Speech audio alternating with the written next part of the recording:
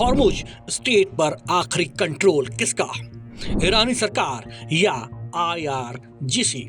भारतीय जहाजों पर फायरिंग, ईरान पर क्यों उठे बड़े सवाल? मध्य पूर्व का सबसे अहम समुद्री रास्ता स्ट्रेट ऑफ हॉर्मुज एक बार फिर तनाव के केंद्र में आ गया है। इस बार मामला इसलिए ज्यादा गंभीर है क्योंकि यहाँ 2 भारतीय जहाजों पर गोलीबारी हुई है। एक भारतीय जहाज को जबरन वापस लौटाया गया है और अब सवाल उठ रहा है कि आखिर हॉर्मुज स्ट्रेट को कंट्रोल कौन कर रहा है, ईरान की चुनी हुई सरकार या उसकी ताकतवर सैन्य संस्था आईआरजीसी? क्या हुआ भारतीय जहाजों के साथ? शनिवार को हॉर्मुज से गुजर रहे एक भारतीय जहाज को ईरानी सेना के विशेष बल आईआरजीसी ने रोक दिया। एक ऑडियो रिकॉर्डिंग में बातचीत सामने आई जिसमें ईरानी अधिकारी ने साफ कहा कि हॉर्मुज स्ट्रेट अभी बंद है और जहाज तुरंत वापस लौट जाएं। भारतीय कैप्टन ने जवाब दिया कि वो संदेश समझ गए हैं और वापस लौट रहे हैं। इसमें कुछ समय पहले 2 भारतीय झंडे वाले जहाज़ों पर फायरिंग भी हुई थी। ये जहाज इराकी तेल लेकर जा रहे थे। राहत की बात ये रही कि किसी के घायल होने या नुकसान की खबर नहीं आई।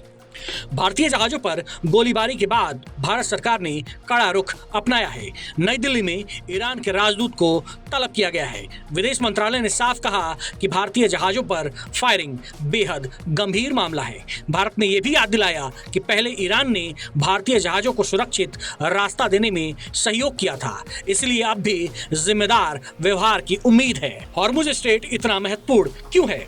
स्ट्रेट ऑफ हॉर्मुज दुनिया का सबसे अहम तेल मार्ग माना जाता है। खाड़ी देशों से निकलने वाला बड़ा हिस्सा तेल और गैस इसी रास्ते से दुनिया भर में जाता है। अगर ये रास्ता बंद हो जाए तो तेल की सप्लाई रुक सकती है और अंतर्राष्ट्रीय बाजार में कीमतें तेजी से बढ़ सकती हैं। हॉर्मुज खुला है या बंद है, सबसे बड़ा कंफ्यूजन यही है। पूरे विवाद की जड़ यही है कि हॉर्मुज स्ट्रेट की स्थिति साफ नहीं है।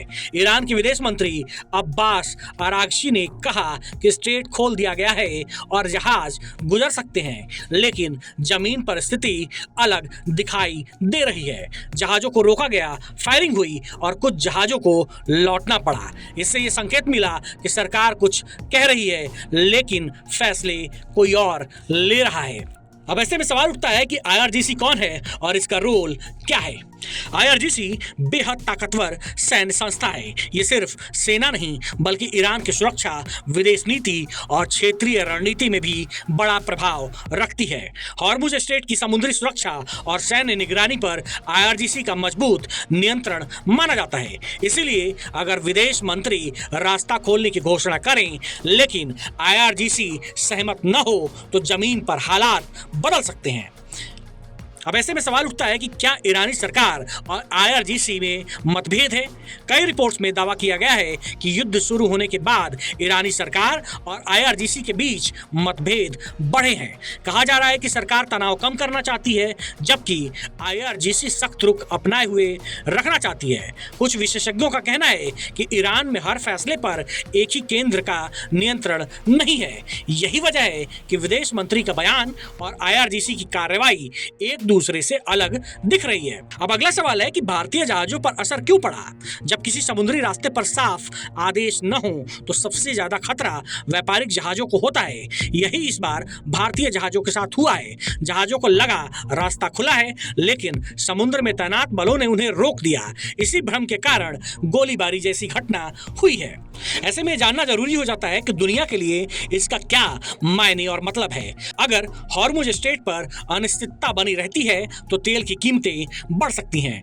जहाज रानी कंपनियां जोखिम बढ़ने से रास्ता बदल सकती हैं। बीमा लागत महंगी हो सकती है। भारत जैसे तेल आयातक देशों पर असर पड़ सकता है। इस पूरे घटनाक्रम ने दुनिया के सामने एक बड़ा सवाल खड़ा कर दिया है।